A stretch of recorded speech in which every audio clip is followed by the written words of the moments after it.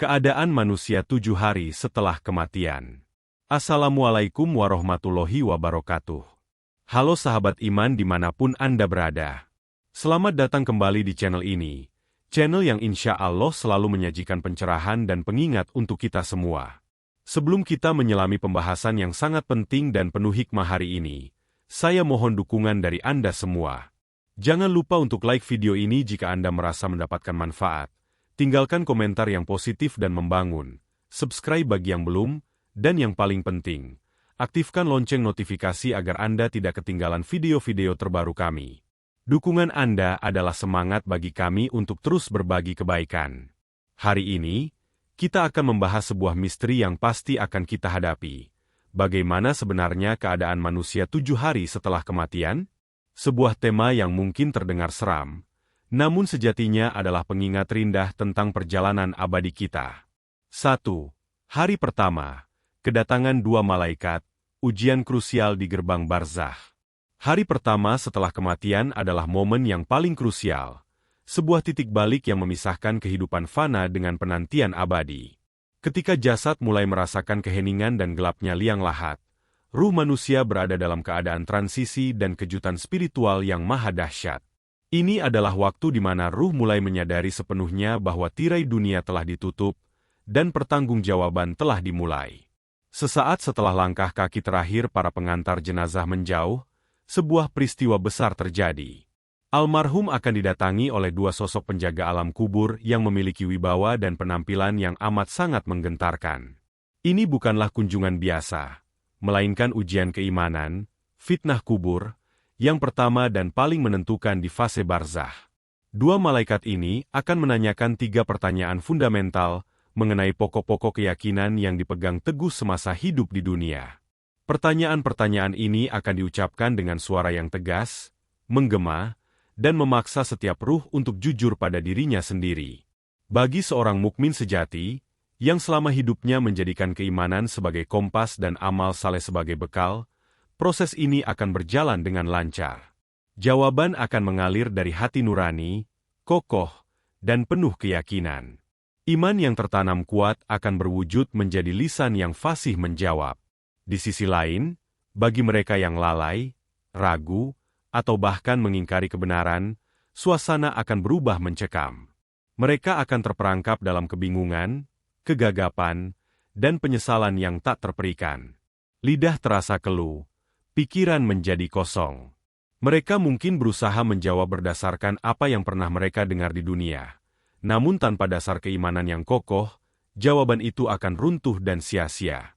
Keadaan ini menyoroti bahwa di hadapan kebenaran abadi, tidak ada lagi peran, harta, atau jabatan yang bisa menolong. Satu-satunya yang berbicara adalah kualitas hati dan keikhlasan amal. Keadaan fisik ruh sangat dipengaruhi oleh amalnya. Jika amalnya baik, ruh akan merasa lega, seolah-olah beban dunia terlepas. Jika amalnya buruk, ruh akan merasakan himpitan, seolah-olah kuburnya menyempit hingga tulang belulang saling berdesakan, menunjukkan betapa sempitnya tempat yang dipenuhi dosa. Hari pertama ini adalah peresmian tempat tinggal sementara di barzakh, yang kondisinya sepenuhnya ditentukan oleh dokumen amal yang dibawa dari dunia.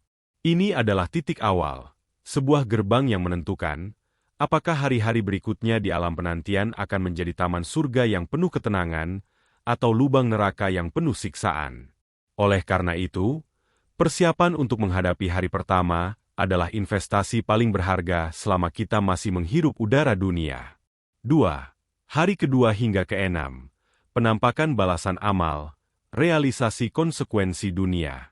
Setelah ujian krusial di hari pertama terlewati, hari kedua hingga ke-6 adalah fase di mana ruh manusia mulai secara konstan dan nyata merasakan buah dari keputusan dan perbuatan mereka selama di dunia. Kejutan awal dari kedatangan malaikat telah berlalu. Kini yang tersisa adalah realitas abadi dari balasan amal. Ini adalah masa penampakan dan penyesuaian yang sangat intens di alam barzakh. Bayangkanlah almarhum yang soleh dan beriman. Sejak hari kedua, nikmat kubur mulai terhampar. Kuburnya yang sempit secara fisik terasa meluas sejauh mata memandang, seolah-olah ia berada dalam sebuah taman yang luas. Ia diselimuti oleh cahaya yang menenangkan, bukan cahaya buatan, melainkan cahaya dari amal salehnya sendiri, yang menyelimutinya dengan kehangatan dan kedamaian. Ia akan didatangi oleh sosok berwajah indah dan berpakaian bersih, yang merupakan personifikasi dari amal baiknya sendiri, menjadi teman dan penghibur setia di kesendirian abadi itu. Udara di sekitarnya dipenuhi aroma wangi dari surga, dan ia diberi kesempatan untuk melihat tempatnya kelak di surga, menimbulkan rasa gembira dan penantian yang indah. Dalam keadaan ini, waktu terasa berjalan cepat dan penuh ketenangan, seolah-olah ia sedang beristirahat dalam tidur yang sangat nyenyak dan tentram hingga tiba hari kebangkitan. Namun, bayangkan sebaliknya bagi ruh yang durhaka, yang hidupnya dipenuhi kelalaian, kesombongan, dan maksiat. Sejak hari kedua, azab kubur mulai menetap. Kuburnya terasa menghimpitnya dengan brutal. Kegelapan pekat menyelimutinya tanpa celah sedikit pun. Ia didatangi oleh sosok berwajah buruk, berbau busuk, dan berpakaian lusuh yang tidak lain adalah personifikasi dari amal buruknya sendiri. Sosok ini menjadi teman yang menyiksa dan menakutkan, menambah beban penderitaan.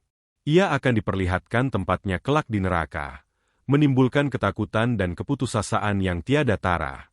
Setiap hari, pagi dan petang, pemandangan neraka ditampakkan kepadanya, dan ia merasakan hawa panas serta kepedihan yang menyakitkan. Dalam keadaan ini, waktu terasa sangat lama dan menyiksa, karena setiap detik dipenuhi rasa sakit, penyesalan, dan azab yang tiada henti. Kondisi ini adalah cermin sejati dari kehampaan spiritual yang ia bangun semasa di dunia. Hari kedua hingga keenam adalah fase di mana ruh semakin menyatu dengan takdirnya di barzah, sebelum memasuki fase penantian panjang. Perbedaan antara nikmat dan siksa ini adalah pelajaran terbesar bagi kita yang masih hidup, bahwa setiap perbuatan, sekecil apapun, akan memiliki konsekuensi spiritual yang permanen dan akan terwujud menjadi wujud nyata yang menemani kita di alam kubur. 3. Hari ketujuh. Ketenangan atau kesengsaraan yang stabil, fase penentuan permanen. Setelah melewati masa-masa kejutan dan ujian yang intens pada 6 hari pertama di alam barzah, hari ketujuh menandai sebuah transisi penting. Fase penentuan awal telah berakhir, dan kini, keadaan ruh memasuki kondisi yang stabil dan permanen dalam masa penantian. Hari ketujuh ini bukan lagi tentang ujian mendadak, melainkan tentang penerimaan penuh terhadap konsekuensi dari jawaban dan amal yang telah ditetapkan. Inilah saat di mana tempat tinggal, sementara di barzakh dikukuhkan, dan ruh menyesuaikan diri sepenuhnya dengan takdir yang telah disiapkan. Bagi ruh yang telah lulus ujian dan meraih nikmat di hari-hari sebelumnya, hari ketujuh membawa ketenangan yang semakin mendalam dan abadi. Mereka yang beriman akan semakin menikmati suasana damai dan kebahagiaan yang terus-menerus. Mereka benar-benar berada di taman surga, Raudhah min Riyadil Jannah. Cahaya di sekeliling mereka tidak pernah pudar, aroma wangi surgawi tak pernah menghilang, dan teman dari amal saleh mereka selalu hadir sebagai penghibur. Kondisi mereka menyerupai tidur panjang yang sangat indah, tanpa rasa bosan atau takut, menanti dengan penuh kegembiraan datangnya hari kiamat. Mereka disibukkan dengan kenikmatan ruhani, diperlihatkan indahnya kehidupan yang akan datang, dan merasa bersyukur atas setiap amal kebaikan yang mereka lakukan di dunia. Pada fase ini, penyesalan sudah tidak ada, yang ada hanyalah rasa sukacita dan kerinduan untuk segera bertemu dengan Allah. Sebaliknya, bagi ruh yang gagal dalam ujian kubur, hari ketujuh mengukuhkan kesengsaraan dan azab yang berkelanjutan. Mereka sepenuhnya menyadari bahwa penyesalan tidak lagi berguna. Himpitan kubur, kegelapan, dan sosok amal buruk yang menyiksa akan menjadi realitas sehari-hari yang tidak bisa dihindari. Azab yang dirasakan tidak hanya bersifat fisik pada jasad, yang juga mengalami proses di kubur, tetapi yang paling utama adalah penderitaan yang dialami oleh ruh. Rasa takut, cemas, dan keputusasaan menjadi santapan harian mereka, karena setiap pagi dan petang, mereka terus diperlihatkan kengerian neraka yang menanti mereka setelah hari kebangkitan. Tidak ada lagi kesempatan untuk beramal, tidak ada lagi permohonan yang diterima, yang tersisa hanyalah penantian yang penuh penderitaan.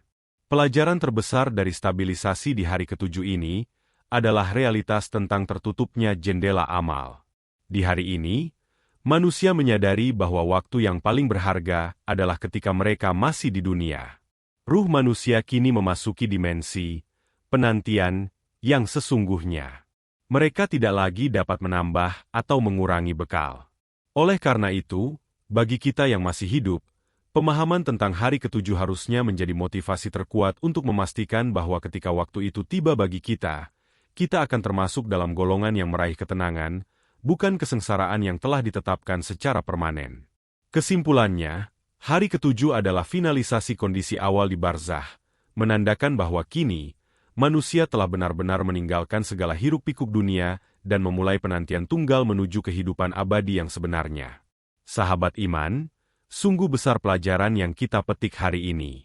Semoga pembahasan mengenai 7 hari di alam barzah ini menjadi cambuk pengingat bagi kita semua untuk selalu berbenah diri. Sekali lagi, jangan lupa untuk like video ini, komentar dengan niat baik, dan share ke orang-orang tercinta agar pahala jariah ini terus mengalir. Kami doakan dari lubuk hati terdalam, semoga Allah Subhanahu wa Ta'ala senantiasa melimpahkan kesehatan dan keselamatan terbaik untuk Anda dan keluarga. Semoga segala urusan dunia dan akhirat dipermudah, hutang-hutang yang membebani dilunaskan, dan rezeki diluaskan, sehingga kita dapat beribadah dengan tenang. Amin ya Rabbal Alamin. Sampai jumpa di video inspirasi berikutnya. Wassalamualaikum warahmatullahi wabarakatuh.